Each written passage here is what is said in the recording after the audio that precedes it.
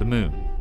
It's our nearest neighbor in space, and data we gather from its features can tell us a lot about the rest of our solar system. And through the eyes of the LRO spacecraft, we can explore the lunar surface in all new ways, in fascinating detail. Our tour begins on the western border, where the near side of the Moon meets the far side. The enormous feature is a lunar crater, and it's known as the Oriental Basin. Here, LRO's terrain map combines with surface gravity measurements from the Grail mission. This data reveals structure in the lunar crust beneath the surface, giving us a window into the geologic features of the Moon's interior.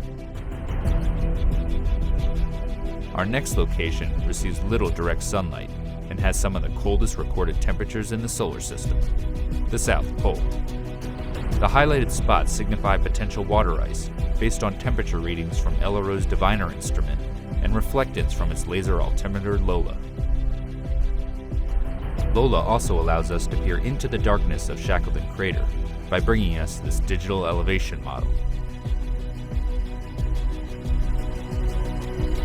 It's 21 kilometers wide and 4 kilometers deep, but it pales in comparison to the largest known impact crater in the Earth-Moon system, the South Pole Aitken Basin.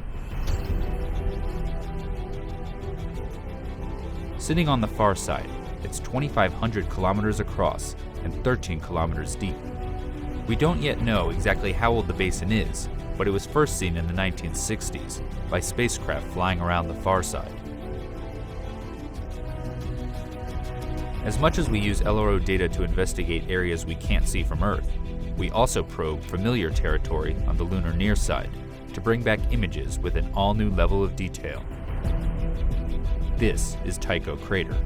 It's around 100 million years old.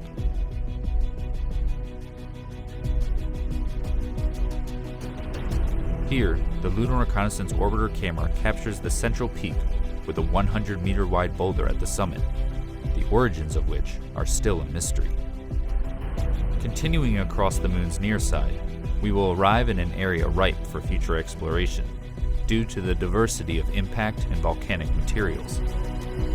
It features a prominent crater so bright it's not only visible through telescopes, but also to the naked eye. Welcome to the Aristarchus Plateau. Here, infrared shows the mineral pyroxene in orange and a splash of plagioclase in blue from Aristarchus Crater. This region can tell us a lot about the rich volcanic history of the Moon. As much as we study the Moon looking for sites to visit, we also look back at places we've already been. This is because the new data that LRO is gathering helps us reinterpret the geology of familiar places, giving scientists a better understanding of the sequence of events in early lunar history. Here, we descend to the Apollo 17 landing site in the Taurus Littrow Valley, which is deeper than the Grand Canyon. The path the astronauts took over the course of 3 days is shown. The Lunar Reconnaissance Orbiter camera is even able to capture a view of the bottom half of the Apollo 17 lunar lander, which still sits on the surface, as well as the rover vehicle. These images help preserve our accomplishment of human exploration on the Moon's surface. Moving onward, we make our way to our final destination. This location contains regions that exist in permanent shadow, as well as ones that bask in nearly perpetual light. It's the North Pole. Detailed terrain measurements by Lola allow scientists to model sunlight and shadow at the poles over decades and centuries.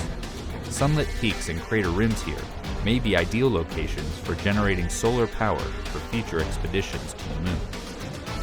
This updated visualization of the lunar landscape stands as a testament to the functionality and abilities of the Lunar Reconnaissance Orbiter spacecraft.